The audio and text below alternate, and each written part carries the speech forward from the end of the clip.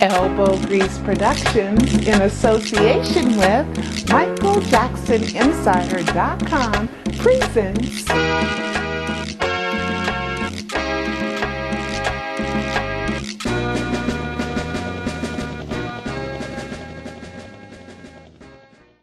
Hi, this is Pearl Jr. with MichaelJacksonInsider.com, bringing you yet another episode in the life and or death of Michael Joe Jackson. Well, this is a continuation of part 1. Will Michael Jackson go to jail if he faked his death?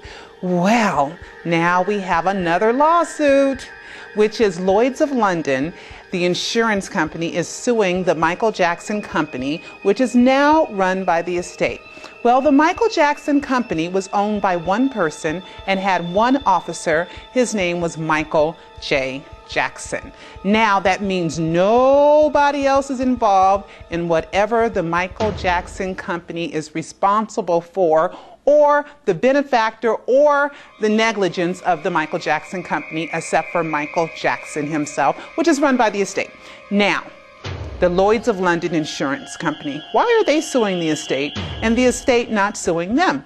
Well, apparently there was a physical taken February 2009 by Dr. L.O.V.E, who is an ear, nose, and throat doctor, not a general practitioner, and Michael passed the physical with flying colors, healthy, strong, no drugs in his system. Then there was accident policy.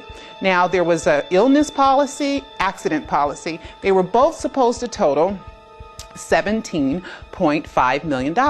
Now, so far there is no proof whatsoever that any insurance has been paid off. Now, we know this because there's been 2 accountings released by the Michael Jackson estate, and in nowhere does it show any kind of death insurance paid on behalf of Michael Jackson. But we're due for another one, so we will see what happens. Well, here's the problem. In April 2009 is when the accident portion of the policy went into effect. The illness portion of the policy never got consummated because there was a second physical that was supposed to take place July 2009 in London. And Lloyd's of London is an insurance company in the UK who does a lot of work here in the United States. Now, here are some of the glitches. Michael was supposed to provide 5 years of medical history, in which the morning before the death announcement, he told Conrad Murray to tell the agent, no, I'm not providing 5 years of medical records. So we know for sure there was no illness insurance ever consummated. Now, Lloyd's of London is also saying that they're not sure that the actual accident policy was even in effect, because Michael went under the name of Mark Jones, which they can do, and also Michael never signed any of the policies. He never signed anything. Money in the tune of $437,500 apparently was paid. And if Lloyd's of London wins this case, I guess they'll have to give back the $537,500. Now, apparently there was 3 parts to this accident coverage: 50%, 25%, 25%. And in the brief prepared by Howard Weitzman of the Michael Jackson estate, he is a lawyer for the Michael Jackson estate, he said that 25% of this dispute has been settled, and they were by 2 U.S. companies. There must be something with that.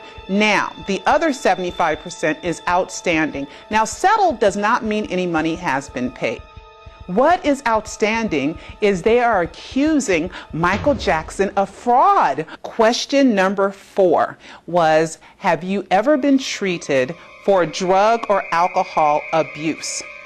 Now, we know in 1993, Michael made that PSA where he said that he had a dependency on pain medication, and he supposedly went into a drug treatment center.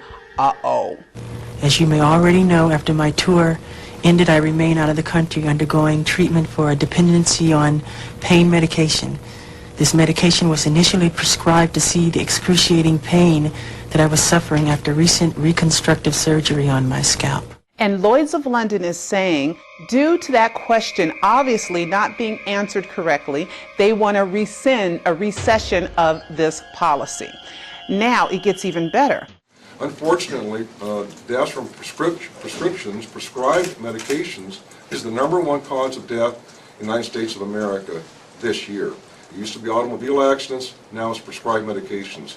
Now, it's a fair question to say, if Michael planned to fake his death, why did he have any insurance at all? Because insurance fraud for faking your death would mean that he would have jail time. Well, I believe that in order for him to rehearse in the Staples Center and at the Great Western Forum, he had to have accident insurance. Now, with this accident insurance, in this lawsuit, what is the definition of accident?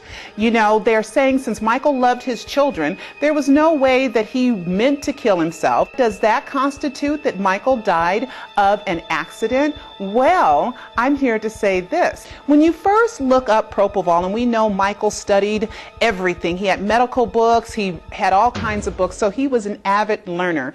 And propofol says it could stop breathing. Why wasn't there a proper monitoring device? If I was Conrad Murray and Michael swindled me into giving him propofol, I would have said under one condition and one condition only. You have the proper monitoring device, which means just like when anybody goes into a hospital and admitted, they start putting those white tapes on you with monitors, and they monitor your blood pressure, your heartbeat, and your pulse. How did Michael or Conrad Murray believe for 1 second that Conrad Murray would not fall asleep while watching Michael with his eyes? I mean, was he supposed to watch Michael's stomach go up and down for 8 to 10 to 12 hours while Michael slept? And then there was the thought about the pulse machine on the finger, which was found in another bedroom. Why wasn't that wired to Michael? Because I believe that it's such a ridiculous death that the death cannot be believed. And does that constitute an accident? Well, that is going to be up to the jury decide if it goes to trial. And all the publicity that these trials seek, I think that perhaps we might be seeing another trial. Furthermore, AEGLive has withdrawn their claims to any kind of insurance because they have made more than the $34 million that they loaned Michael from the ticket sales that he earned already to produce This Is It. And also in the Howard Wiseman brief, it is talking about pre-existing conditions, that Michael's propofol use was pre-existing. Howard Wiseman is saying, well, it was under doctor's care, and so was the propofol given to Michael under doctor's care with Dr. Conrad Murray. But the glitch with propofol is, in the 90s in Germany, Michael was given propofol for sleep twice by Dr. Alan Metzger, and we have that confirmed by Debbie Rowe, by the Katherine Jackson versus AEGLive trial. That's going to thicken the plot. In my opinion, this is an unwinnable case by the estate of Michael Joe Jackson, but I don't know everything. Well, this is Pearl Jr. for MichaelJacksonInsider.com, and we'll see what this next episode brings, and I will see you next time. Thousands believed Tupac did it. Millions believed Elvis did it. But did Michael Jackson really do it? E-movie book. Pseudocide. Did Michael Jackson fake his death to save his life?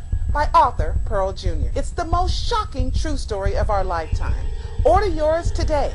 Go to michaeljacksonpseudocide.com. That's michaeljacksonpseudocide.com.